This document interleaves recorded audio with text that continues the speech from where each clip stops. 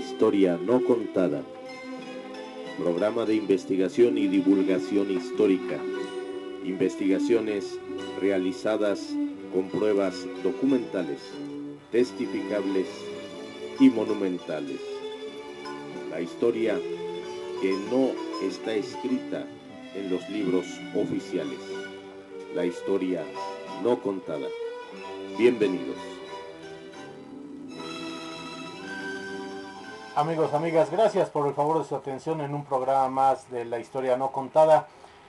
No sin dejar pasar por alto esta ceremonia tan especial o un día tan especial como es el 2 de abril, pero conmemorando el 2 de abril de 1867. Quiero también agradecerle al señor Ricardo Rodríguez el que se haya tomado la molestia en haberme escrito para también sugerirme este tema en especial, dado a que, bueno, estaba yo buscando parte de las investigaciones que he realizado, porque respecto a este tema y otros más, les estoy preparando algo muy interesante sobre qué pasa después de la muerte de los niños héroes, qué pasa después de los hechos del 47, pero claro, la primera invasión estadounidense a México es del 46 al 48, dura 3 años México invadido. La invasión francesa dura 4 años, del 64, aunque desde el 63 ya se empiezan a mover las cosas, hasta el 67, estoy hablando del siglo XIX, 1867. Y obviamente ya la segunda invasión americana a México, que es en 1914, siglo XX, pues dura también algunos meses nada más, de lo que es de abril hasta noviembre. Pero las anteriores, bueno, la del 47 dura 3 años y la francesa pues dura también algunos años.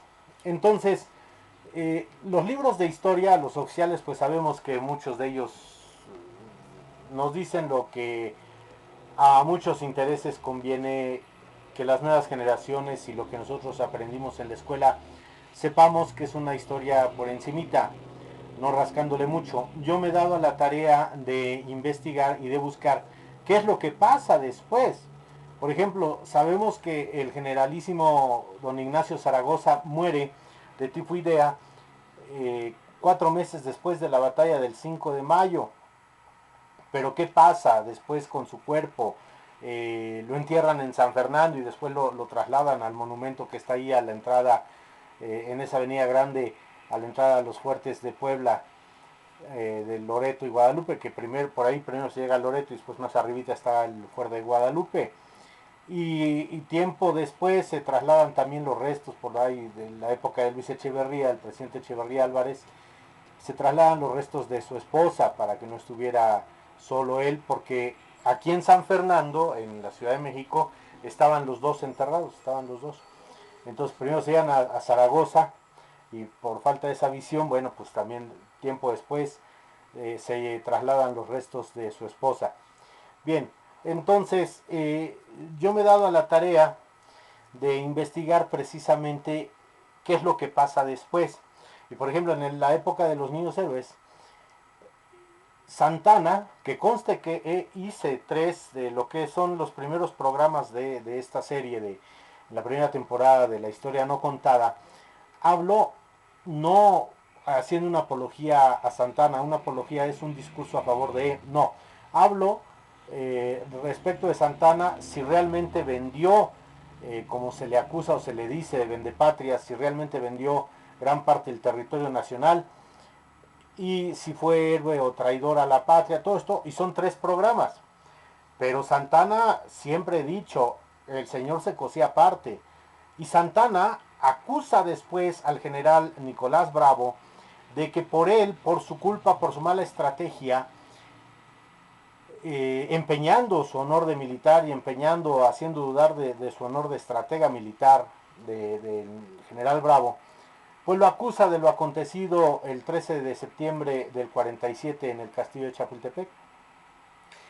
Y don Nicolás Bravo cita a 2 testigos y bueno, esto es lo que les estoy preparando porque hace toda una defensa y precisamente le refuta a Santana por escrito ante un consejo de guerra, ante un fiscal, le refuta las acciones que él hace y es más, hasta quiere mandar llamar al general Pillow, que estuvo ahí en la defensa de Chapultepec, porque dice que no importando que fuera enemigo, están hablando del honor entre militares y que este general extranjero invasor, Pillow, podría declarar las acciones y cómo encuentra al general Bravo y a todos los que caen con él prisioneros. Entonces es algo muy interesante que he encontrado en los archivos de cancelados de la Secretaría de la Defensa Nacional y que quiero transmitirles a ustedes y después hacerlo llegar con una pequeña publicación, pero se lleva tiempo, por eso también no he podido hacer programa por lo mismo. Pero bueno, sin más, sin ahondar, voy a presentar 3 programas sobre Porfirio Díaz, el héroe del 2 de abril de 1867. Recordemos una cosa, Porfirio Díaz, que era uno de los principales del ejército del Oriente, bueno, él, gracias a que ya se expulsan a los invasores el 2 de abril del 67, ya el mariscal Aquiles Bazán, o Bazán, él ya desde antes de venir a México, él no quería venir a México. Bueno, gracias a Bazán se expulsa de México a Santana, él logra sacarlo del país, lo exilia allá por Cuba, y también al que era embajador plenipotenciario Napoleón III en México, que era Adubois de Saligny.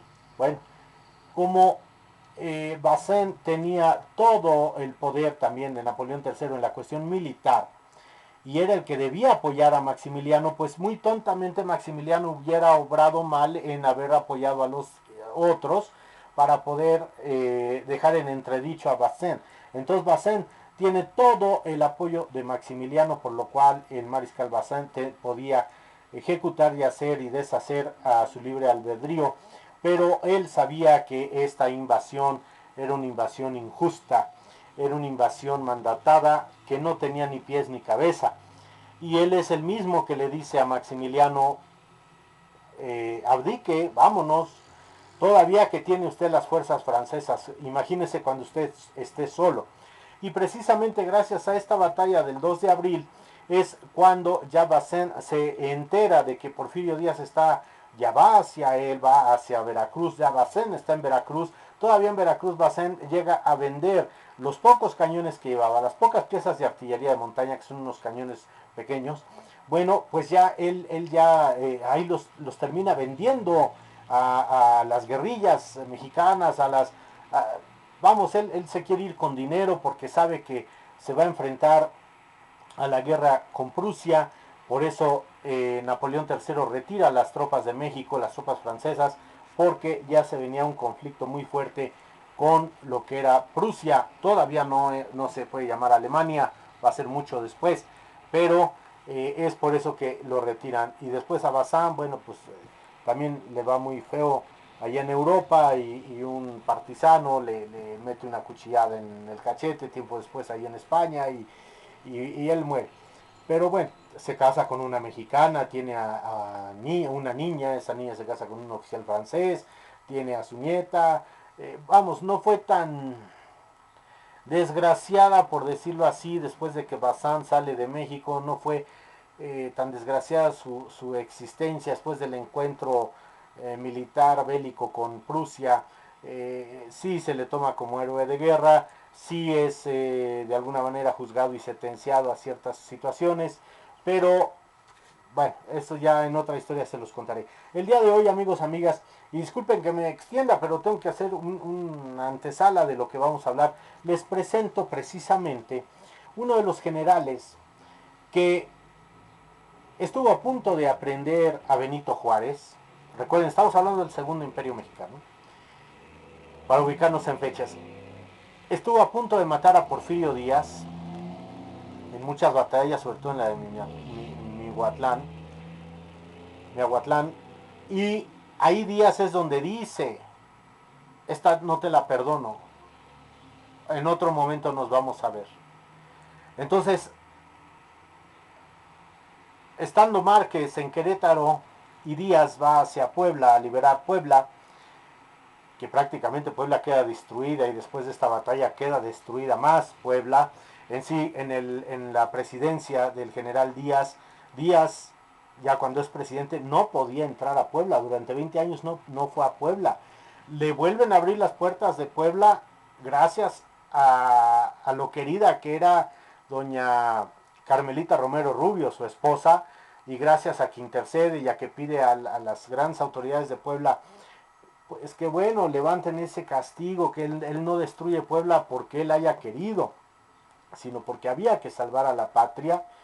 Bueno, pues es nuevamente aceptado que pise Puebla el general Díaz, pero imagínense cómo quedó Puebla. Ahora bien, Puebla siempre ha sido, y aquí vemos la gran estrategia de Porfirio Díaz, siempre ha sido un paso muy importante en cuestión de defensa nacional. Puebla no es ni Querétaro. Claro, el emperador se va a Querétaro y ahí se refugia y todo lo que ustedes quieran, pero Querétaro no es un estado estratégico para defensa de la patria. Puebla sí.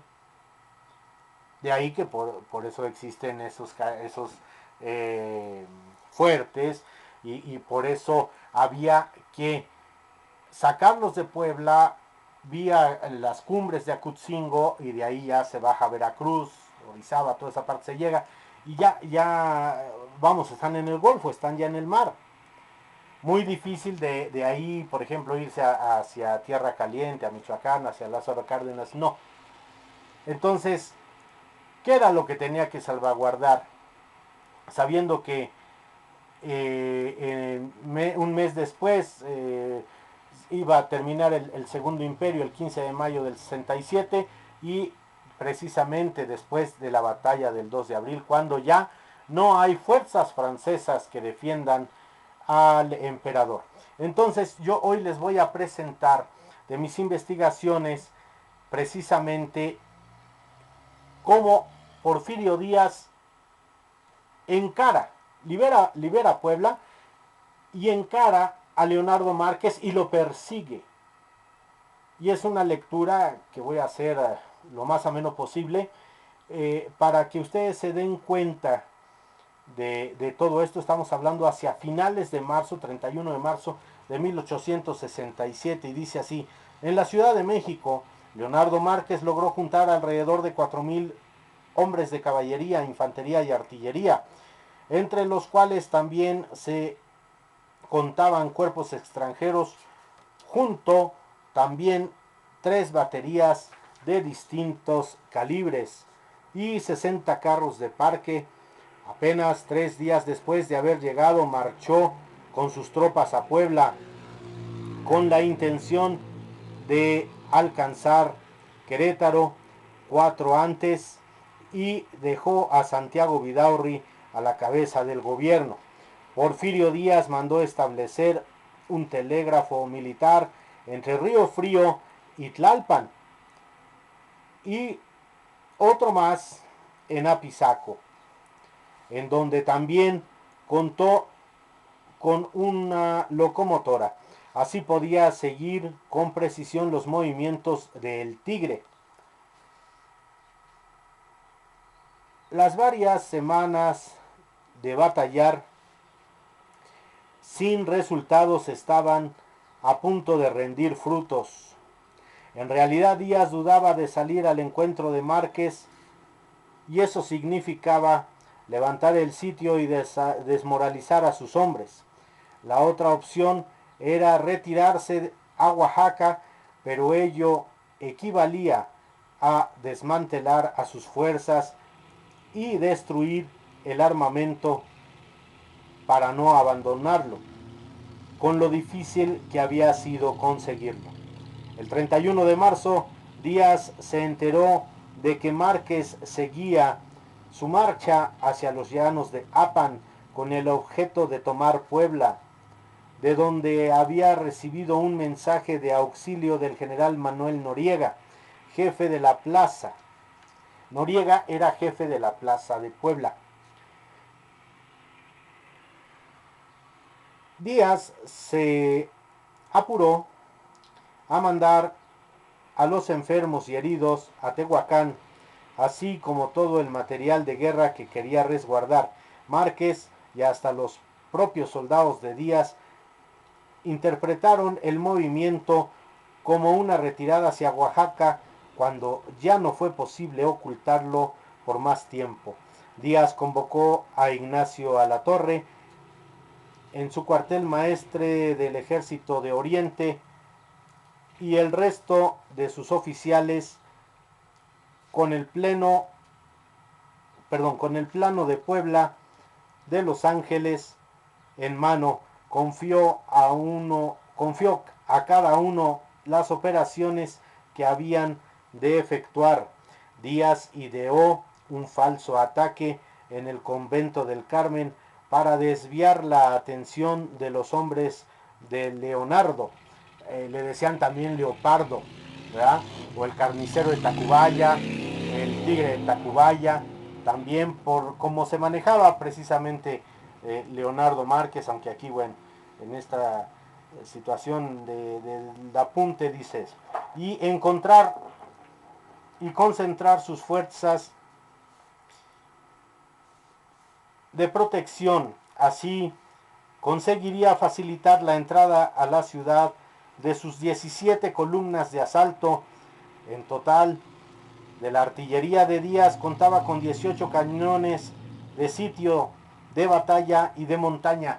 Los cañones de montaña, repito, son un poquito más pequeños, los de batalla son un poquito más grandes y los de sitio ya son cañones bastante mayores. Obviamente va a cambiar su calibre y la manera de moverlos, su fiabilidad al moverlos, ¿verdad?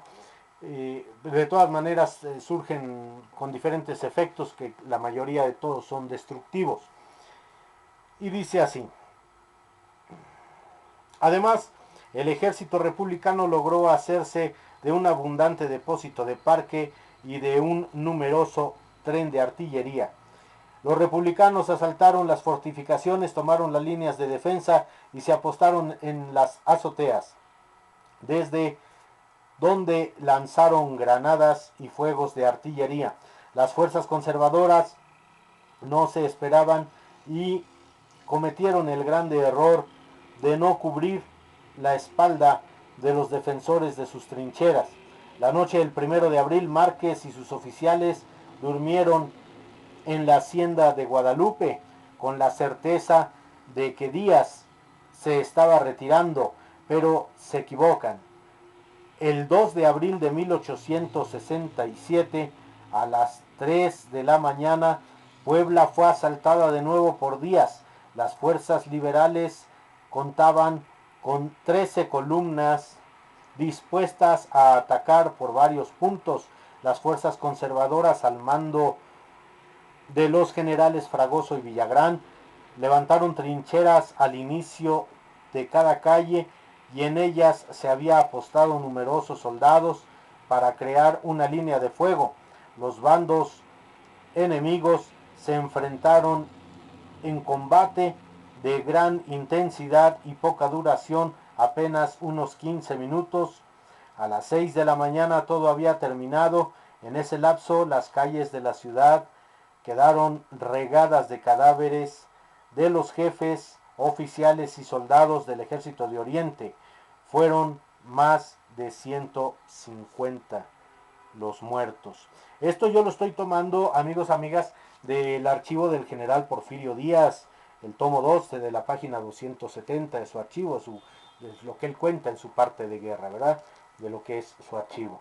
La batalla del 2 de abril fue una de las más importantes en la carrera del general Díaz, la decisiva para fraguar la victoria de los liberales.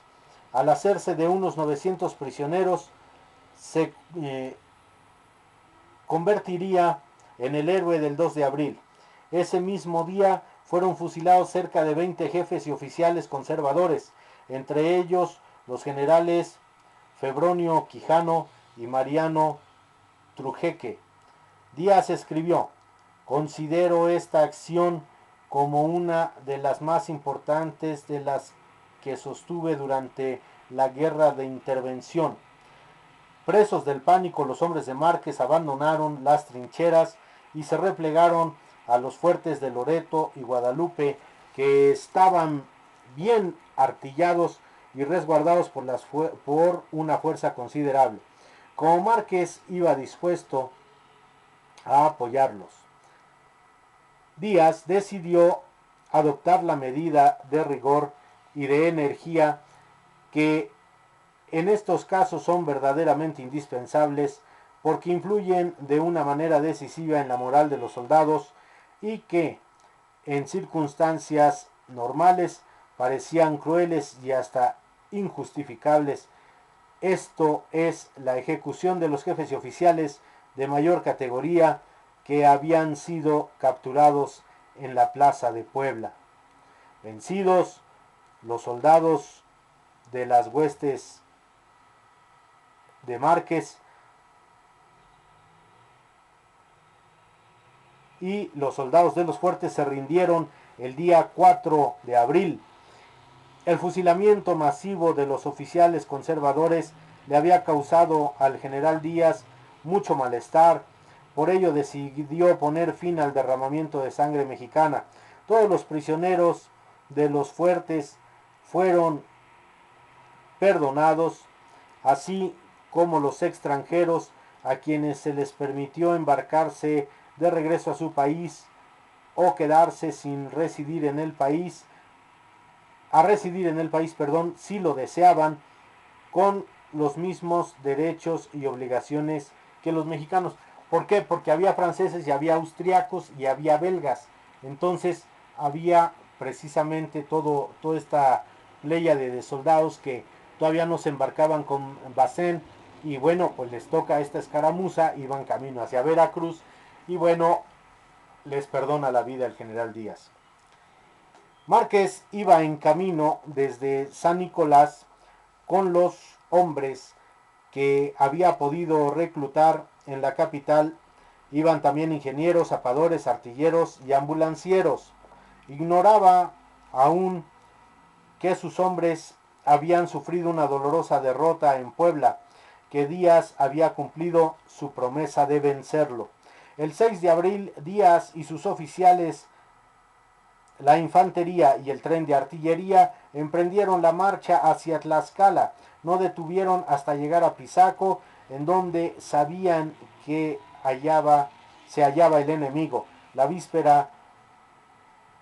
En la víspera, Márquez y sus fuerzas habían dejado a Pisaco para alcanzar Huamantla. Se encontraron en los campos de la hacienda de San Diego Notario.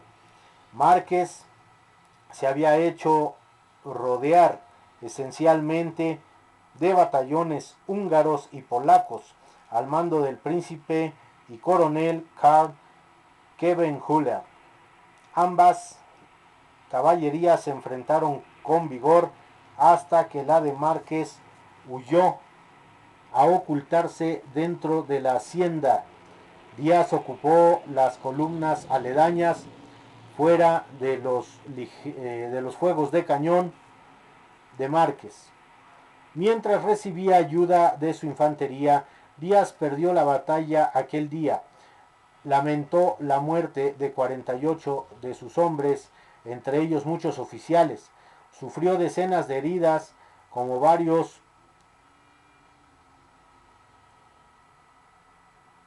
sufrió decenas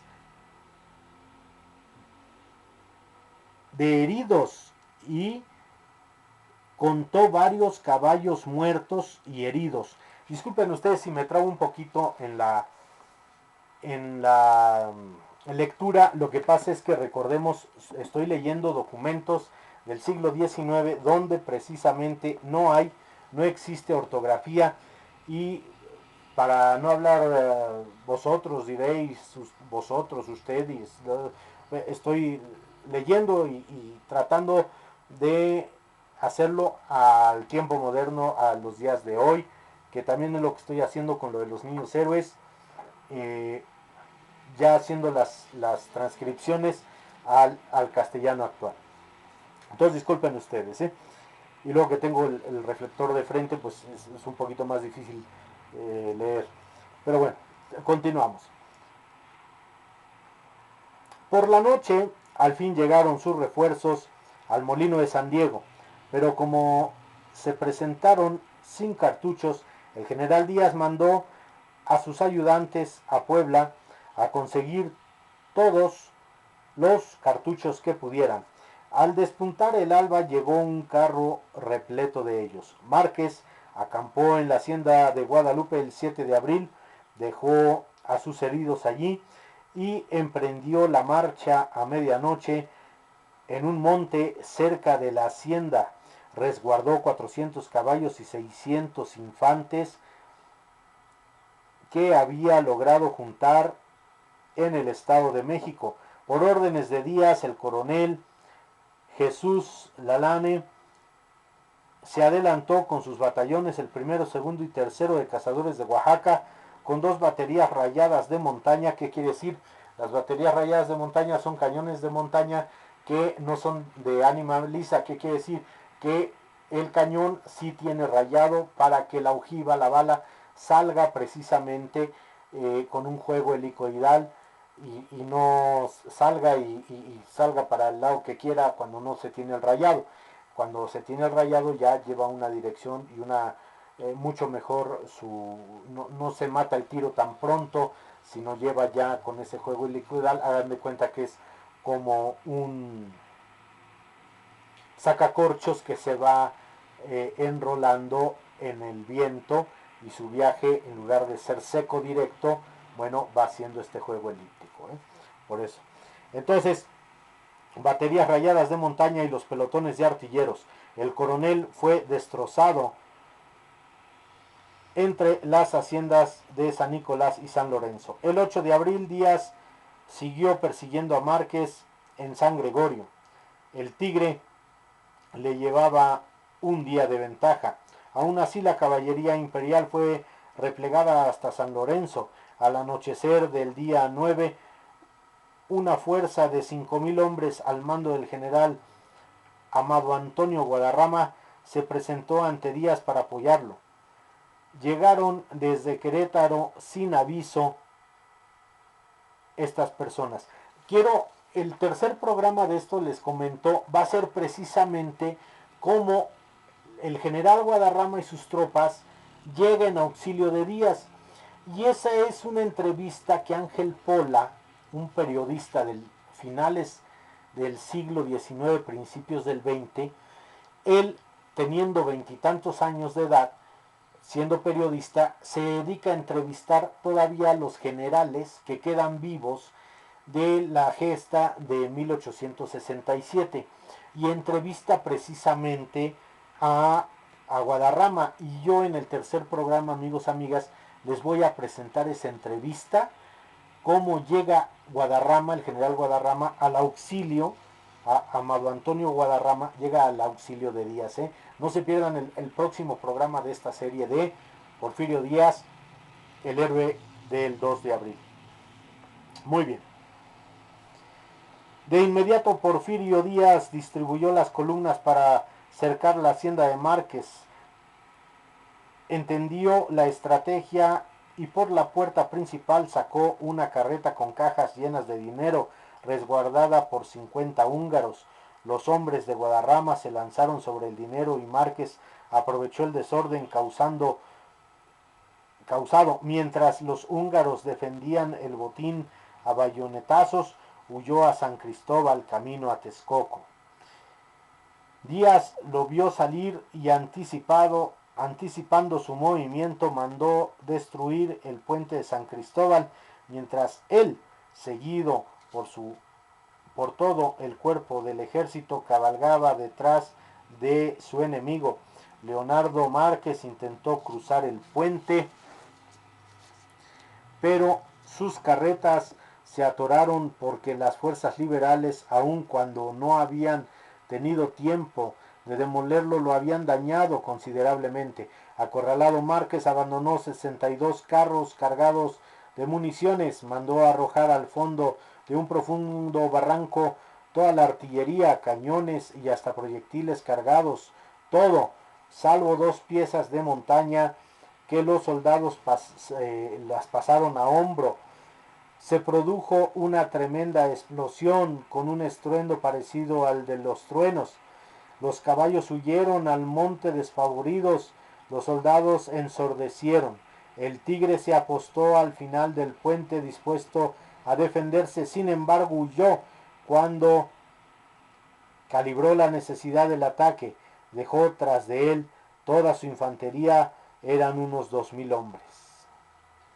No siendo posible conducir nuestra artillería y nuestros carros por el sendero estrecho y montañoso que seguíamos como el único que había, nos vimos en la necesidad de dejarlos donde ya no fue posible que siguieran, inutilizando los cañones, derribándolos hasta el fondo del barranco profundas, de las barrancas profundas e incendiando el parque y corrigiendo y recogiendo el ganado.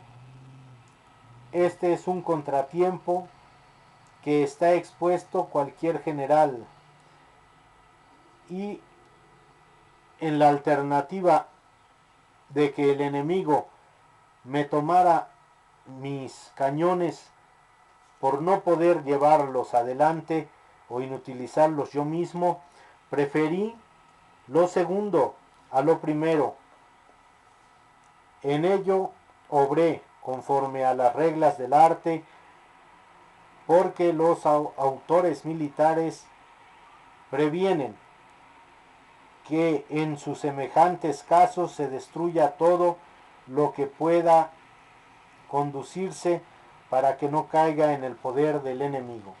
Y esto está tomado precisamente del libro de Querétaro a México, Mi desastre en Puebla, de Leonardo Márquez, impreso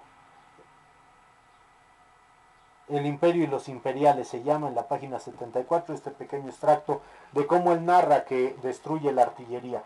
Bueno, continuamos. Esto fue lo que escribió Leonardo Márquez acerca de este contratiempo insignificante, encomillado, como calificó a la acción de San Lorenzo, un contratiempo que le había costado la vida a un centenar de hombres. Díaz le hizo a su enemigo 300 prisioneros y solo mandó fusilar a uno. Fíjense, manda a fusilar a uno de estos 300 y se trataba de un oficial que burlonamente gritó frente a él: ¿con qué baraja hemos perdido? Burlándose del general Díaz. Imagínense nada más qué desparpajo de burlarse ante ese generalazo, y obviamente pues lo manda a fusilar de inmediato. Muy bien hecho del general Díaz. No porque estoy a favor de la muerte, mucho menos, no, sino simplemente porque fue una falta de respeto siendo oficial, un oficial a un oficial de más alto rango, así sea del ejército contrario, así sea enemigo. Bueno, hay protocolos que para salvar la vida, pues ya si estás tomado prisionero, pues te conduces con la mayor educación y no decir cómo con este tipo venimos a perder, ¿no? Por eso le cuesta la vida, y el general Díaz no podía tener como prisionero a alguien que le había faltado el respeto. Y aquí hay una carta precisamente del archivo del general Díaz, del tomo 2, página 92, donde dice: abril 11 de 1867, Ejército Republicano, Línea de Oriente, General en Jefe. Tengo la satisfacción de participar a usted, que se sirva elevarlo al superior conocimiento del ciudadano presidente de la República, que habiendo logrado Márquez esquivar un combate decisivo en la hacienda de San Lorenzo, lo he perseguido cerca en la montaña en la mañana de hoy, con la primera división de caballería de este ejército, que comandaba el ciudadano general Manuel Toro, y una división de la misma arma del Ejército de Operaciones sobre Querétaro, que a las órdenes de el ciudadano general Amado Antonio Guadarrama se me había incorporado anoche. El enemigo abandonó para lograr salvarse 62 carros de municiones y otros efectos, y habiendo sido alcanzado en el puente de San Cristóbal, se vio obligado después de varios combates a dejar en nuestro poder su tren de artillería, parque, municiones y multitud de muertos y heridos y 200 prisioneros, no habiendo podido seguir su marcha con más de una cuarta parte de su fuerza.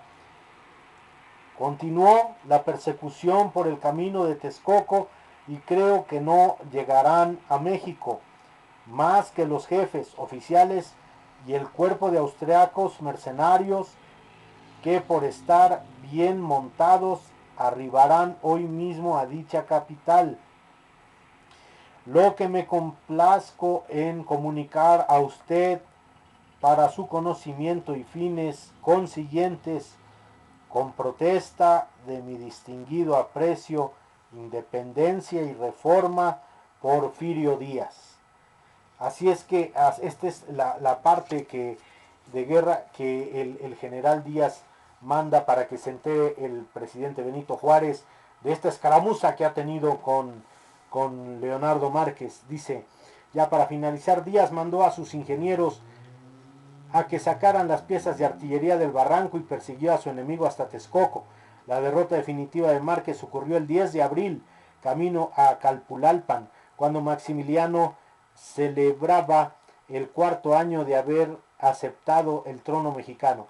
Márquez dejó a su paso un reguero de más de 500 muertos y 800 prisioneros, toda su artillería y unos 60 carros. Díaz recuperó muchas de sus armas que se sumaron a las ganadas en las batallas de la Carbonera y Miahuatlán. Ahí es donde, en la de Miahuatlán, es donde Díaz jura que se la va a pagar Márquez porque está a punto Márquez de matarlo. El 13 de abril inició el sitio de la Ciudad de México, en donde se había refugiado Márquez, acompañado apenas por dos decenas de hombres.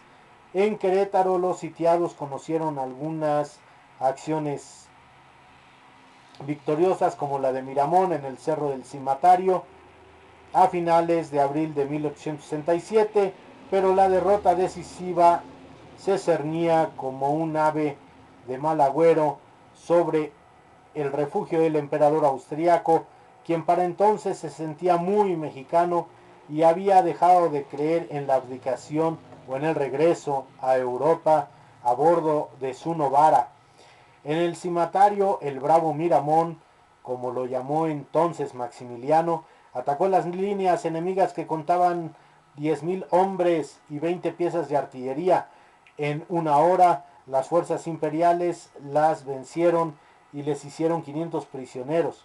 Maximiliano, henchido de ilusiones, escribió a Márquez: ¿acaso muy pronto obligaremos a los sitiadores a levantar su campo, derrotándolos por completo, y enseguida marcharemos en auxilio de nuestra querida capital? Sin embargo, el triunfo del Cerro del Cimatario no fue suficiente. El efímero imperio mexicano de Maximiliano de Habsburgo se abocaba al abismo. Bueno, amigos, amigas, hasta aquí este primer programa.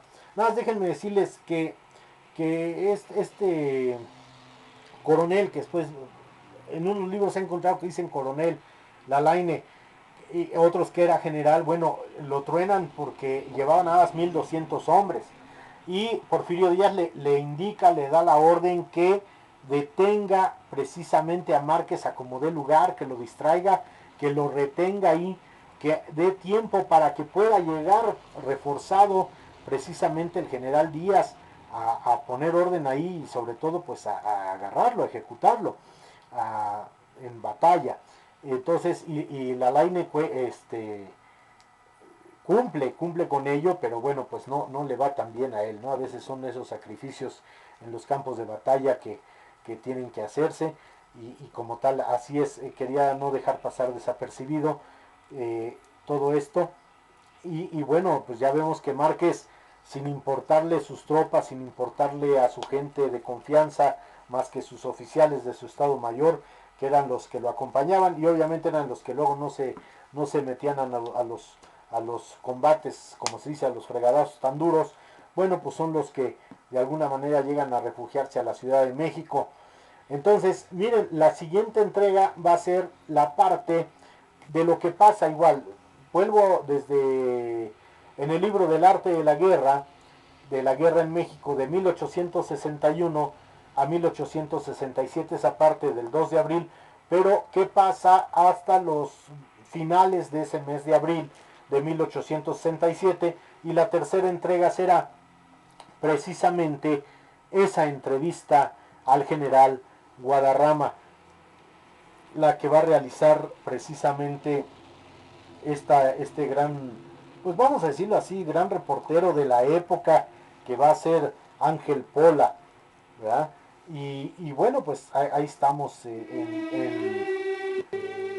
estos programas especiales sobre el héroe del 2 de abril. Por el favor de su atención, amigos, amigas, muchísimas gracias. Su amigo Ricardo Trillanes se despide, esperando vernos prontamente en un programa más de la historia no contada.